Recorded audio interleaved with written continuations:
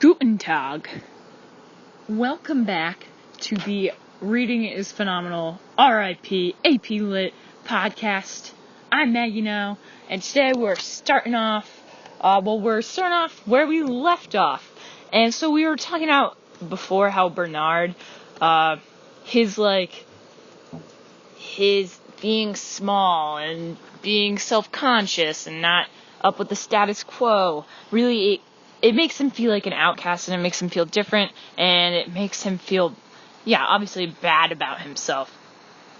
And so that is just one, so you have a scale. On the one scale you have Bernard, who feels bad about himself because people say he got injected with alcohol when he was an embryo. And on the other side of the spectrum, you have his friend Helmholtz Watson. And that is who Bernard is seeing at the propaganda house.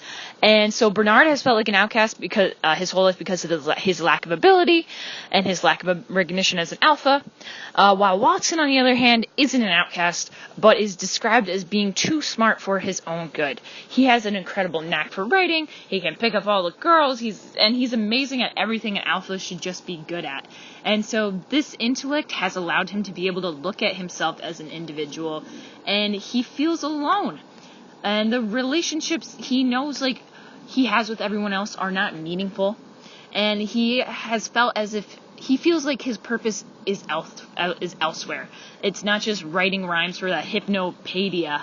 And there's more to his life than just being good at everything. And I feel like that's also why Bernard and him are friends, because they both understand that they're individuals. And even Watson could even want to use his writing for something else. And so Bernard and Watson are just discussing this, and this is a subject that's frowned upon by the government: personal and intellectual freedom. Bernard, during this discussion, gets anxious, thinking people are listening through the door, and there's not. And you kind of just see Watson, his thought process. He's a little bit ashamed of Bernard, and he wishes that Bernard would have a little bit more pride. And I can see these two things as maybe being a little foreshadowing, possibly either somebody actually listening in on them through the door, and Watson not believing Bernard when he tells him. Something along those lines. I can see some disagreement going on about that in the future between those two friends, possibly. And so now we're going to continue on to chapter 5. And in the beginning of the chapter, we see through a discussion between Henry and Lenina on their date, the awareness that they have about their caste, and also the awareness of their conditioning. Lenina mentions how she's glad that she's not an epsilon, but Henry reminds her that that's because of her conditioning. Epsilons feel the same way about alphas and betas. They don't realize the limits that have been placed upon them. However, it doesn't matter because, quote, everyone's happy now. Or at least that's what the Hypnopedia told Henry and Lenina and everyone else 150 times every night for 12 years. And so when they land their helicopter at dinner, they both take several doses of soma, which just make them completely unaware to the beautiful sky around them and just everything around them in general. And this unawareness is kind of like a complete contrast to the awareness that they just had in the helicopter.